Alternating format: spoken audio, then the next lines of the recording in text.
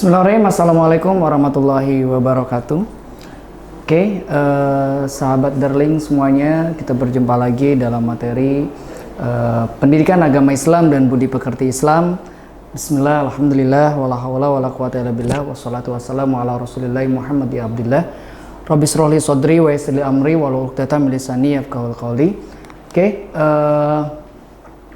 Materi selanjutnya yaitu adalah yang kita bahas adalah penyelenggaraan jenazah, ya. Dalam fikih kajian dalam fikih pendidikan agama Islam dan budi pekerti, selain daripada fikih ibadah, yaitu ada fikih penyelenggaraan jenazah. Ya, fikih penyelenggaraan jenazah ini adalah salah satu fikih yang memang harus dibahas. Kenapa? Karena kita pun akan mengalami yang namanya nanti kematian, yaitu di mana kematian tersebut harus diurus, gitu ya. Dan di sini harus diselenggarakan sebaik-baiknya, gitu ya. Dalam hal ini penyelenggaraan jenazah, gitu ya. Ketika kita bersiap, gitu ya, seputar masalah kematian, berarti kita akan berbicara tentang jenazah. Dan tindakan apa sih yang harus kita lakukan, gitu ya, saat menghadapi orang yang baru meninggal dunia, gitu ya. Jadi ketika ada orang yang meninggal dunia, apakah kita pelototin? Apakah kita liatin? Apakah kita dipegangin saja dan sebagainya? Harus ada tindakan-tindakan tertentu ketika ada yang meninggal dunia atau ada orang yang meninggal, gitu ya. Kemudian yang pertama, ketika kita melihat atau ada orang yang meninggal dunia atau ada jenazah yang di depan mata kita meninggal dunia, bisa jadi itu orang tua kita, saudara kita, atau siapapun, gitu ya. Pertama yang harus kita lakukan adalah mengatupkan matanya dan mengucapkan istinja, innalillahi wa inna ilaihi rajiun, gitu ya. Nah, ketika kita melihat tersebut, maka tutup matanya atau dikatupkan matanya, gitu ya, supaya matanya menutup. Karena ketika menghadapi sakaratul maut, sakitnya luar biasa dan akhirnya bisa matanya itu pasti kalau bahasa kitanya melotot ya. Nah, kemudian menanggalkan pakaian dan perhiasannya yang ada pada diri tubuh si jenazah tersebut, semuanya dicopot, termasuk pakaiannya. Bahkan, gitu ya, kalau yang susah itu digunting, gitu ya, untuk membuka pakaiannya, gitu ya. Kenapa sih harus secepatnya? Karena ketika menanggalkan pakaian itu harus secepatnya, karena ketika pas masih meninggal dunia itu masih lentur atau masih bisa dibuka. Tapi kalau sudah keras, sudah lama, itu susah, makanya biasanya digunting, gitu ya. Kemudian apapun yang menempel di tubuhnya, misalkan perhiasannya, ada antingnya, ada cincinnya, ada gelangnya, ada kalungnya, maka itu semuanya dicopot, ya. Kemudian membetulkan letak anggota tubuhnya. Nah, di sini biasanya, gitu ya, menaruh tangannya di atas pusarnya, biasanya ya, di atas dadanya, gitu ya, di atas perutnya, di atas perutnya, maka ditaruh tangannya itu di atas perutnya, itu dibetulkan letak anggota tubuhnya, ya. Kemudian membujurkannya ke arah kiblat. Nah, di sini kalau dia meninggal dunianya di bangku dan posisinya tidak mengarah kiblat, maka diturunkan kemudian diarahkan menuju arah kiblat ketika si mayat tersebut atau si jenazah tersebut tidak menghadap kiblat. Kemudian kalau ada yang meninggal dunia itu punya utang piutang, maka diselesaikan, dikelirkan ketika si si jenazah tersebut punya utang piutang dengan orang lain. Makanya di sini biasanya ada pembayaran utang piutang, gitu ya. Kemudian sunnahnya itu adalah menyelenggarakan atau menyegerakan pemakamannya itu secepatnya. Tidak boleh ditunggu-tunggu atau tidak boleh dinanti-nanti. Jadi ketika ada yang meninggal dunia atau ada yang meninggal, itu harus secepatnya diurus pemakamannya. Ya, walaupun biasanya kalau di kita tradisinya menunggu saudaranya, menunggu teman, menunggu kerabatnya yang istilahnya dari jauh dan sebagainya. Itu sebenarnya kalau bisa dipercepat, tidak boleh menunggu-nunggu. Jadi langsung diurus pemakamannya atau jenazahnya, supaya cepat ke alam kuburnya gitu ya. Oke ya. Penyelenggaraan jenazah adalah pengurusan jenazah seorang muslim atau muslimat dengan cara pertama memandikan, kedua mengkafani, ketiga menyalatkan, dan yang keempat adalah menguburkan. Pada dasarnya hukumnya itu apa sih ketika kita melaksanakan penyelenggaraan jenazah? Itu hukumnya fardu kifayah. Apa itu fardu kifayah? Fardu kifayah itu adalah ketika sudah ada yang melakukan, maka yang lainnya gugur kewajibannya. Akhirnya di sini bisa kita sebutkan kewajiban dalam hal menyelenggarakan jenazah itu tidak satu kampung wajib gitu ya. Tapi kalau sudah ada yang menyelenggarakan jenazah, sudah ada yang mengurus jenazah, maka gugur kewajiban kita. Nah, kalau misalkan untungnya mengurus jenazah tidak fardu ain. Kalau mengurus jenazah fardu ain, maka satu kampung harus memandikan seluruhnya.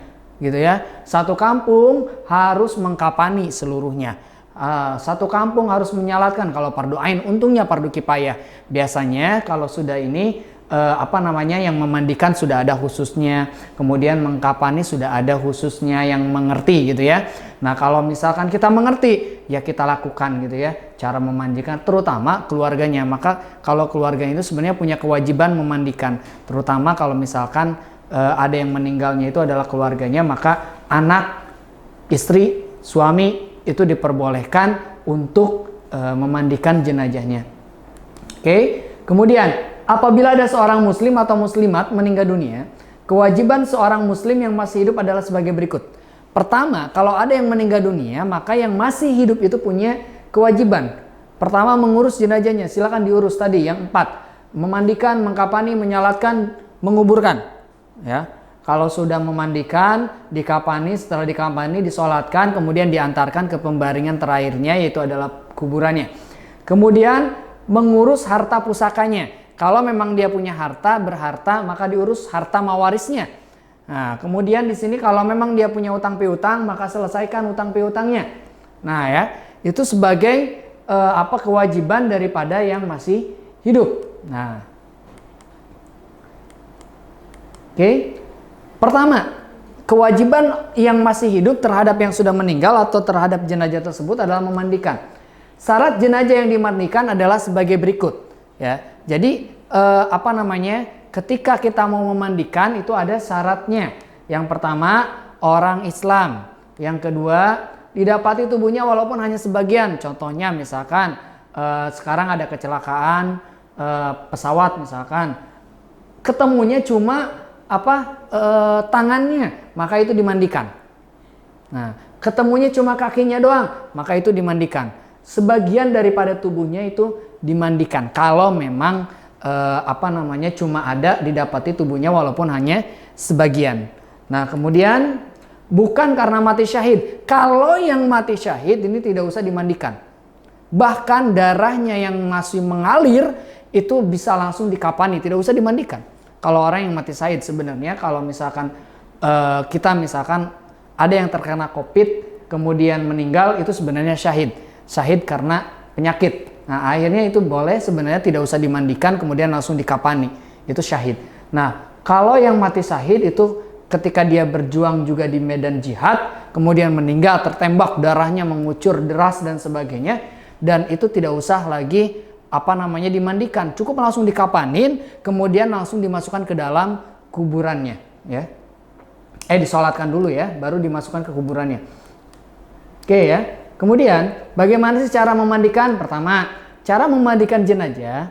Jenazah dibaringkan di tempat yang lebih tinggi atau balai, ya, atau balai-balai. Kalau dulu itu biasanya dibikin risbang gitu ya, dibikin kemudian cari pohon pisang gitu ya, kemudian ditinggikan.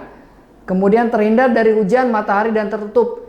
Ini juga harus tertutup. Tidak boleh kehujanan juga, tidak boleh kena matahari juga. Kasihan ya. Karena ketika yang dicabut nyawa, ketika yang dicabut nyawa, itu dicabut nyawanya, maka panas sakitnya itu masih terasa. Bahkan si ruhnya itu sebenarnya masih ada di sekitar kita. Nah, ketika misalkan kita menyelenggarakan atau memandikan jenazah, memindahkan jenazah, atau mencopot baju dan sebagainya itu memang harus pelan-pelan. Kenapa? Karena ketika kita tidak pelan-pelan, rasa sakitnya itu dirasakan oleh yang namanya si jenazah tersebut. Bahkan tetesan air mata saudaranya atau anaknya atau siapapun menetes kena yang namanya tangannya, itu kalau misalkan kita mendengar teriakannya itu kalau dalam satu kitab dikatakan dia berteriak itu bisa terdengar sampai kepada penghujung langit, sampai ada penghujung bumi gitu ya. Itu saking sakitnya dia berteriak ketika kejatuhan air mata keluarganya. Maka di situ dilarang yang namanya menangisi keluarganya sampai mengeluarkan air mata atau sampai meneteskan kepada si jenazahnya. Makanya kemudian jangan sampai jenazah tersebut juga digoyang-goyangkan dan seperti apa gitu ya. Kalau dalam bahasanya itu noet-noet gitu ya. Kalau dalam bahasa kitab istilahnya itu bisa menyebabkan sakitnya luar biasa ketika si jenazah tersebut digoyang-goyangkan dan sebagainya, dia berteriak, aduh anak king kong, anak king gitu ya. Anak king gitu ya, jangan terlalu keras meganginnya, jangan terlalu ini, itu saking sakitnya ketika baru dicabut nyawa, Masya Allah gitu ya sakitnya.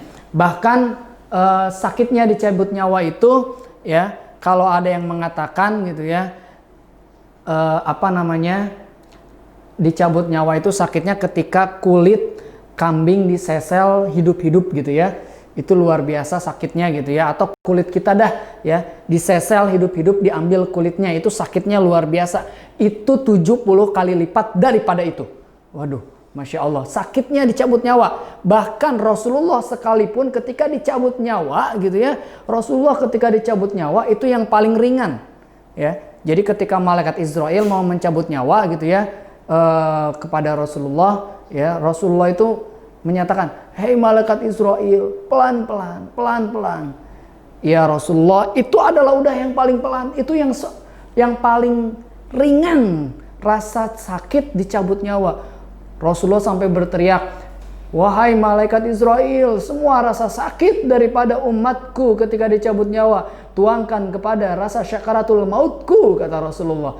Itu saking sakitnya dicabut nyawa. Padahal Rasulullah itu dicabut nyawanya yang paling pelan. Apalagi kita yang banyak dosa, aduh pelannya segimana ya. Nah kemudian makanya di sini ketika yang mengurus jenazah di sini harus benar hati-hati, harus benar pelan-pelan, karena sakitnya dicabut nyawa itu masih terasa oleh si ruhnya itu masih menyaksikan kita. Bahkan dia itu ketika baru dicabut nyawa, dalam kitab Daqaiqul Ahbar dikatakan si ruh tersebut tidak merasa dicabut nyawa walaupun ditangisin oleh pihak keluarganya. Dia nyampe bilang, hei anakku, bapak di sini, hei istriku, saya di sini. Padahal dia sudah dicabut nyawa. Ketika dicabut nyawa pertama kali, dia melihat bahwa dia itu merasa bahwa dirinya masih ada di situ. Oke, kemudian ketika mau memandikan tidak boleh terlihat kecuali oleh orang yang memandikan dan mahramnya. Mohon maaf ketika ditelanjangi dan sebagainya, itu hanya yang diperbolehkan mahramnya dan orang yang memandikan, dan yang memandikannya pun harus sejenisnya, kecuali kalau memang istrinya meninggal, suaminya mau memandikan silahkan ya, itu beda jenis tapi diperbolehkan ya, atau mahramnya anaknya silahkan. Nah kemudian jenazah kan dipakaikan kain agar auratnya tertutup. Mohon maaf ketika memandikan jenazah juga harus ditutup auratnya ya, tidak boleh yang namanya terlihat auratnya gitu ya. Kemudian di sini nih ya, membersihkan kotoran dan najis yang melekat pada anggota badan jenazah. Mengeluarkan kotoran bagian dalam perut adalah dengan cara menekan bagian bawah perut dan mengangkat sedikit bagian kepala serta badan. Jadi ketika memandikan jenazah, nah ini diangkat sedikit kepalanya, dipijit perutnya, kotorannya dikeluarkan, dipijit dari perutnya ya. Jadi ketika meninggal dunia ini semuanya dikeluarkan kotorannya gitu ya. Kepalanya diangkat gitu ya. Dipijit perutnya pelan-pelan, jangan kenceng-kenceng ya. Nanti takutnya ngaburusut ya bahasa gaulnya ya. Nah ya. Tuh, pelan-pelan saja ya. Supaya kotoran yang mungkin ada di dalam perut dapat keluar pelan-pelan ya, dipijit pelan-pelan. Nah ini ya. Nah ya, kenapa? Selain daripada itu, karena ketika sakaratul maut, ketika dicabut nyawa gitu ya, itu ya, selain daripada ruh keluar, kotoran pun keluar saking kencangnya dicabut nyawa ya. Ya, jadi kalau misalkan ada bau sedikit, bau-bau aneh gitu ya di bawah ketika dicabut nyawa, itu memang terjadi kadang ya. Apalagi yang habis makan dan sebagainya, itu keluar kotorannya. Dan ketika dimandikan pun mohon dipijit atau dikeluarkan kotoran atau najisnya secara perlahan ya, tadi pelan-pelan gitu ya. Kenapa? Karena di situ pun ketika kita memijit perutnya pelan-pelan, di situ si ruh bilang, aduh nah pelan-pelan, aduh bapak pelan-pelan, jangan kenceng-kenceng. Itu si ruh bilang seperti itu. Udah, kita mah kagak mendengar ya. Kalau kita mendengar pasti lari, nggak ada yang mandiin. Nah ya, tuh. Oke, kemudian menyiram air ke seluruh badan secara merata dari kepala sampai kaki. Nah, jadi disiram pelan-pelan ya, dari mulai kepalanya gitu ya, pelan-pelan juga dipegangin kepalanya gitu ya. Disunahkan 3 kali atau lebih dengan mendahulukan anggota badan sebelah kanan. Jadi dimandikan sebelah kanan terlebih dahulu ya, sampai dimiringkan gitu ya. Nah, itu posisinya sebelah kanan terlebih dahulu ya, diangkat gitu ya. Itu seperti gitu ya. Kemudian setelah semuanya bersih, diwudukan jenazah sebagaimana wudu akan sholat. Sebenarnya sunnahnya mewudukan jenazah tersebut itu bukan hanya ketika sesudah, tapi sebelum dimandikan pun ya, itu diwudukan terlebih dahulu sunnahnya sebenarnya ya. Jadi dimandikan pertama ya, itu adalah diguyur dengan air. Nah di sini pun airnya itu ada, kenapa sih harus 3 kali? Pertama ada air biasa. Nah, kedua ada air sabun. Ketiga ada air kapur barus. Nah, ini ya. Nah, kemudian ada juga yang menambahkan pakai air daun bidara. Nah, kalau tidak ada air daun bidara boleh pakai apa? Kalau di sini bahasa ininya honje, daun honje ya. Nah, boleh pakai daun bidara atau kalau di sini digantinya dengan honje ya, daun honje. Nah, ya. Atau boleh juga dengan air mawar. Nah ya, dipersilakan tuh. Jadi pertama, basuhan pertama untuk memandikan jenazah air biasa. Nah, bersih sampai kanan kiri oke gitu ya. Ya, sampai istilahnya dari kanan kemudian ke kiri dibasuh dengan air biasa, kemudian dibasuh dengan sabun, boleh dengan sabunnya dicuci dipakaikan ke tubuhnya atau bisa dibikin air sabun. Nah ya. Nah, itu boleh. Kemudian setelah air sabun menggunakan air kapur barus. Nah, setelah air kapur barus baru di situ boleh menggunakan air daun bidara ya. Nah, kalau tidak ada silahkan cukup 3 ya. Boleh cukup 3 saja, silahkan air biasa ya, kemudian air sabun, kemudian air kapur barus. Itu boleh 3, itu cukup ya. Terakhir disirami dengan larutan kapur barus dan harum-haruman. Nah ini yang tadi disebutkan gitu ya, bahwa yang istilahnya harum-haruman itu dimandikan kepada si jenazahnya. Oke. Nah, kemudian siapa sih yang berhak memandikan jenazah? Orang Islam yang berakal sehat dan baligh. Artinya tidak tidak gila. Jadi kalaupun misalkan dia anaknya ngerti memandikan tapi dalam tanda kutip setengah gitu ya, berarti dia tidak boleh dimandikan.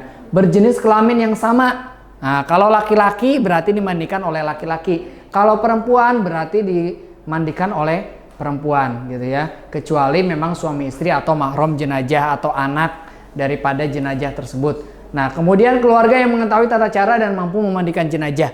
Nah, itu boleh keluarganya. Kemudian dapat menjaga kerahasiaan jenazah atau amanah. Jadi boleh di kerahasiaannya gitu ya. Misalkan gitu ya, maaf si jenazahnya teh banyak goreng bawangnya gitu ya. Jangan diumbar-amber gitu ya, jangan disampaikan kemana-mana. Nah itu kita amanah. Kemudian ada yang namanya mohon maaf gitu, misalkan keluar nanah mulu dan sebagainya, keluar darah mulu dan sebagainya. Silakan, tapi yang bisa menjaga amanah. Kemudian yang kedua, dalam hal pengurusan jenazah dalam mengkapani. Nah, mengkapani pertama, mengapani jenazah itu adalah membungkus jenazah dengan kain kapan dari ujung rambut sampai ujung kaki. Nah ya, kain kafan hendaknya berwarna putih dan sederhana kecuali memang sudah tidak ada warna putih, dan tidak bisa mesen warnanya biru atau hijau dan sebagainya kecuali memang sudah tidak ada yang warna putih ya, dan itu memang diharuskan warna putih. Nah ya, oke, beberapa hal yang perlu diperhatikan dalam mengapati jenazah. Pertama, hukum dan syarat orang yang mengapani jenazah sama dengan ketentuan memandikan jenazah. Sama saja ya, harus mengerti, harus tahu tata caranya dan boleh keluarganya. Kain kafan diperoleh dengan cara yang halal, bukan hasil nyuri. Nah, biasanya kalau di kampung kita mah ada patungan kain kafan gitu ya. Nah, kemudian kain kafan hendaknya bersih, berwarna putih dan sederhana, tidak terlalu mahal dan tidak terlalu murah. Nah, sederhana aja gitu ya, jangan mahal-mahal ya. Kain kafan minimal 1 lapis untuk menutupi seluruh tubuh. Nah, minimal 1 lapis untuk menutupi seluruh tubuh. Bagi jenazah laki-laki sebaiknya dibungkus 3 lapis tanpa ditambah sorban, sarung, kopiah dan sebagainya.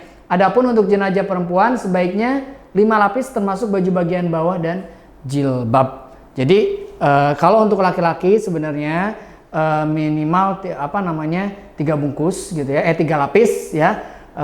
Kalau memang kita cuma punya 1, silakan minimal 1 aja ya. Tapi sunnahnya untuk laki-laki itu 3 lapis ya. 3 lapis itu tanpa ditambah tidak usah dibuatkan sorban, tidak usah dibuatkan sarung, tidak usah dibuatkan kopiah, emang mau sholat. Nah ya, kemudian tidak usah dibuatkan juga hal yang lainnya. Tapi ada, kalau di kampung kita disunahkan gitu ya, ada yang bikin sampai buat celana dalamnya, kemudian dibuatkan sorbannya, dibuatkan ininya, itu dibuatkan. Kemudian kalau perempuan itu 5, sampai dibuatkan 5 itu termasuk jilbabnya kalau perempuan, dan ditambah dengan baju kurung kalau untuk perempuan itu ya. Jadi ada baju kurung, ada jilbab selain daripada yang 3 tadi gitu ya. Oke, mengkafani. Pertama, tata cara mengkafani jenazah. Hamparkan selembar tikar di atas lantai atau balai. Jadi dihamparkan selembar tikar di atas lantai atau balai. Kalau di kita biasanya ada tikar khusus ya, tikar pandan biasanya disebutnya gitu ya. Dihamparkan tikar pandannya gitu ya. Kemudian rentangkan 5 utas tali di atasnya. Nih boleh 3, boleh 5, boleh 7 ya. Jadi boleh berapa, 3, 5 atau 7 tali yang sudah dibuat daripada kain kafan tersebut untuk mengikatkan kain kafannya. Kemudian susun lapisan kain kafan 3 lapis untuk laki-laki dan 5 lapis untuk wanita. Di sini biasanya ada kain kafan itu yang paling besar. Nah, yang paling besar itu yang paling bawah. Nah, tekniknya nanti kita coba ya praktikan untuk mengkafani jenazah ya. Coba nanti kita praktikan dengan secara langsung gitu ya. Bagaimana sih mengkafani jenazah gitu ya. Oke, kemudian yang ketiga, mensolatkan jenazah. Syarat sholat jenazah itu adalah pihak yang menyalatkan, yakni orang Islam, suci dari hadas besar dan kecil, suci badan dan tempat dari najis, menutup aurat dan menghadap kiblat. Nah, ini setelah dimandikan, setelah dikafani dengan sempurna, maka baru kita melaksanakan sholat jenazah ya. Sholat jenazah bisa dilakukan oleh pertama orang Islam, suci dari hadas, maka sebelum sholat maka wajib wudhu dulu ya. Kemudian tidak boleh berhadas baik itu kecil maupun besar ya.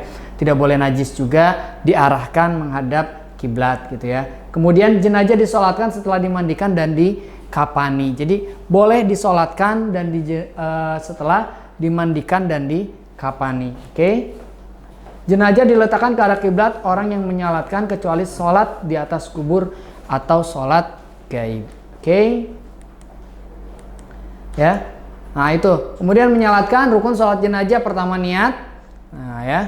Kemudian berdiri bagi yang mampu, takbir 4 kali, membaca surat Al-Fatihah, kemudian membaca sholawat atas Nabi, kemudian mendoakan keluarga yang ditinggalkan, kemudian mengucapkan salam. Jadi ini rukun sholat jenazah. Ini rukunnya ya yang harus diperhatikan. Pertama niatnya, niat untuk laki-laki ya seperti apa gitu ya.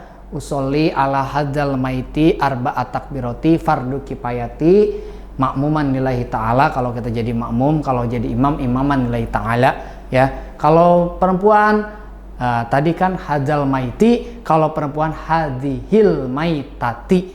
Nah, kalau perempuan, kalau anak kecil usolli ala hadzal maiti tiflati, hadzal maiti tiflati. Nah ya, kalau kalau yang perempuan tiflati, kalau yang laki-laki tifli, hadzal maiti tifli.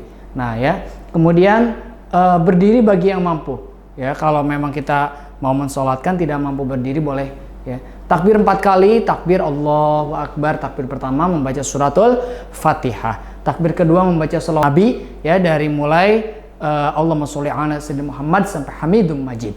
Kemudian membaca doa Allahumma gfir lahu bagi yang laki-laki, kalau perempuan Allahumma gfir laha sampai selesai. Kemudian yang terakhir membaca doa takbir keempat Allahumma la tahrimna ajroha wala tabtina ba'daha dan seterusnya. Kemudian yang terakhir mengucapkan salam assalamualaikum warahmatullahi wabarakatuh ke kanan.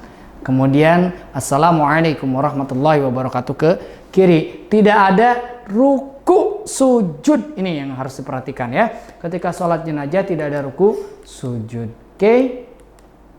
Nah, kemudian sunnahnya sholat jenazah mengangkat tangan pada tiap-tiap takbir, merendahkan suara bacaan atau sir, tidak boleh kencang-kencang, membaca ta'awudz, disunahkan banyak jamaahnya atau makmumnya, minimal 3 shop gitu ya. Memperbanyak shop itu minimal 3 shop ya, paling sedikit gitu ya, itu sholat jenazah.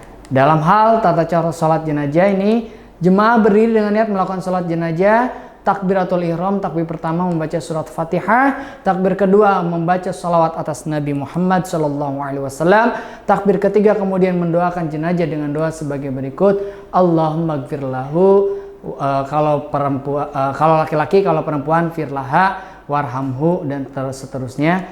Kalau misalkan yang keempat itu Allah malah tahrimna ajroha wala tabtina ba'daha, kalau perempuan ajrohu bagi laki-laki. Kemudian yang terakhir menguburkan ya. Dalam hal penyelenggaraan jenazah itu menguburkan, pertama waktunya. Nah ya, kapan dikuburkannya ya. Lihat waktunya, kalau sudah tengah malam silahkan dikepagikan ya. Kalau masih waktunya itu panjang, silahkan dikuburkan secepatnya.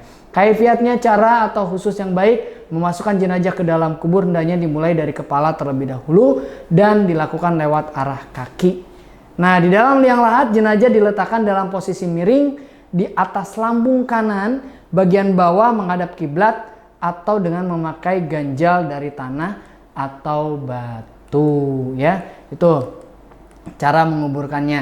Pipi dan kaki jenazah ditempelkan ke tanah ya, dengan membuka kain kapannya, begitu pula tali-tali pengikatnya turut dilepas waktu menurunkan jenazah ke liang kubur, hendaknya membaca doa Bismillahi wa ala millati rasulillah. Itu salah satu doanya. Setelah liang lahat ditutup, dianjurkan kepada pengantar untuk memulai menimbun kubur dengan memasukkan tanah 3 kali ke dalam kubur, kemudian dilanjutkan penimbunan. Setelah selesai penguburan, diakhiri dengan doa yang isinya memohon ampunan dan keteguhan. Biasanya kalau di kampung kita ditalkin ya. Nah itu ya. Oke, yang terakhir takjiah. Takjiah berarti menghibur, yaitu mengunjungi dan menghibur keluarga yang ditinggalkan sebelum jenazah dikubur. Nah, hukum takjiah adalah sunnah dan tujuannya sebagai berikut: memberikan bantuan moral dan material untuk mengurangi kesulitan bagi keluarga jenazah. Nah, memberikan hiburan dan nasihat agar keluarga jenazah sabar dan tabah, mendoakan yang meninggal agar diampuni segala dosanya. Sebagai pelajaran dan koreksi diri bahwa setiap yang bernyawa pasti mati. Nah, ini secara gambaran seperti itu dalam proses penyelenggaraan jenazah ya. Dalam hal ini sebelumnya berarti tadi sudah disebutkan dalam hal penyelenggaraan jenazah itu adalah pertama memandikan, kemudian setelah dimandikan dikapani, setelah dikapani disolatkan, setelah disolatkan maka siap dikuburkan. Itu kewajiban siapa? Kewajiban bagi yang hidup terhadap yang sudah meninggal dunia. Oke, sahabat semuanya, segitu yang bisa saya sampaikan. Kurang lebihnya mohon maaf. Wabillahi taufiq wal hidayah. Wassalamualaikum warahmatullahi wabarakatuh.